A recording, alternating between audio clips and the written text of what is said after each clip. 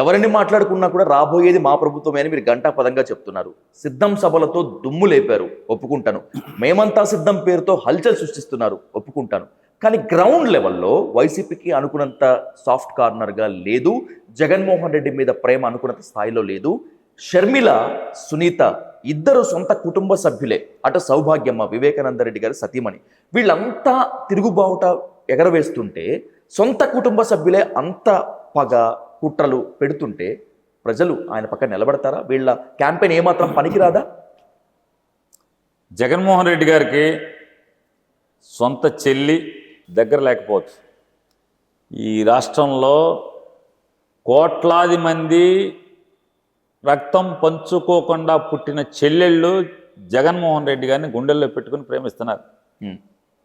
సొంతోళ్ళకి సులాభం ఉంటుంది, స్వార్థం ఉంటుందేమో, కానీ ఇవాళ జగన్మోహన్ రెడ్డి గారి ఆలోచన మేరకు, జగన్మోహన్ రెడ్డి గారి సంకల్పం మేరకు ఎవరింట్లో అయితే ఏ చెల్లెళ్ళు ఇంట్లో మేలు జరిగినాయో ఆ కోట్లాది మంది చెల్లెళ్ళు కూడా రక్తబంధం కంటే గొప్పగా జగన్ని ప్రేమిస్తున్నారు.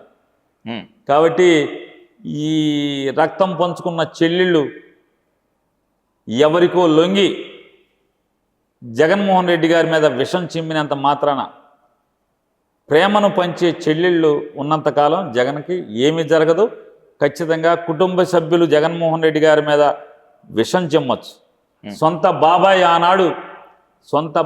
ఆనాడు ఇదే వదిన గారి మీద, ఇదే అన్న కొడుకు మీద పోటీ చేసి వ్యతిరేకంగా పనిచేసినప్పుడు తండ్రి చనిపోయి జగన్మోహన్ రెడ్డి గారు ఎన్నికలకు వెళ్తే ఆ రోజు ఇదే సొంత బాబాయ్ ఏ రకంగా పోటీ చేసి చివరికి ఓడిపోయి జగన్ ఏం చేయలేక మళ్ళీ జగన్ బలపరుస్తూ జగన్ దగ్గరికి ఎలా వచ్చారో ఖచ్చితంగా ఈ చెల్లెళ్ళు, వాళ్ళ విషం చిమ్మే చెల్లెళ్ళు కూడా వారి చేతికి ఎవరెవరైతే విషం చిమ్మటానికి జగన్ మీద చేతికి సీసాలు ఇచ్చి చిమ్మిస్తున్నారో ఆ సీసాలు ఇచ్చి చిమ్మిస్తున్న వాళ్ళ యొక్క నిజస్వరూపం తెలుసుకుని ఖచ్చితంగా రేపో మాపా లేకపోతే ఓ సంవత్సరం 2 ఏళ్ల తర్వాత మళ్ళీ బాబాయ్ వచ్చినట్టుగానే ఈ చెల్లెళ్ళు కూడా అన్నకి మళ్ళీ రాఖీ కట్టి వచ్చే రోజు ఖచ్చితంగా ఉండి తీరుతుంది, ఉంది కూడా. షర్మిల చేస్తున్న ఆరోపణలు ఒక ఎత్తు, వైఎస్ వివేకానంద రెడ్డి గారి కూతురు నర్రెడ్డి సునీత చేస్తున్నటువంటి ఆరోపణలు ఒక ఎత్తు. రూమ్ అంతా రక్తంతో నిండి ఉంటే గుండెపోటుని చెప్పారు. మా నాన్నని చంపించింది వైఎస్ జగన్మోహన్ రెడ్డి, అవినాష్ రెడ్డి అని చెప్పి ఆమె గంటాపదంగా చెప్తున్నారు. అక్కడితో ఆగిపోకుండా ఆమె ఇంత నిజాలు చెప్తున్నాను కాబట్టి రేపొద్దున నన్ను కూడా నరికేస్తారేమో అని అంటున్నారు. ఏమండి, అదే కేసులో వాళ్ళ తండ్రి గారు చనిపోయినప్పుడు ఆవిడ చంద్రబాబు మా నాన్న చంపించాడని చెప్పి ఆవిడే చెప్పింది. ఆదినారాయణ రెడ్డి మా నాన్న చంపించాడని చెప్పి ఆవిడే చెప్పింది. ముద్దాయిల్ని దాస్తున్నారని చంద్రబాబు నాయుడు అని చెప్పింది. కేసు ముద్దాయిల్ని సరిగ్గా పట్టించుకోవట్లేదు, అరెస్ట్ చేయట్లేదు. బీటెక్ రవి మా నాన్న హత్యతో పాటు హత్యకోండి ఉన్నాడని చెప్పింది. మరి అదే నోటితో వాళ్ళు ఇది మాట్లాడుతుంది.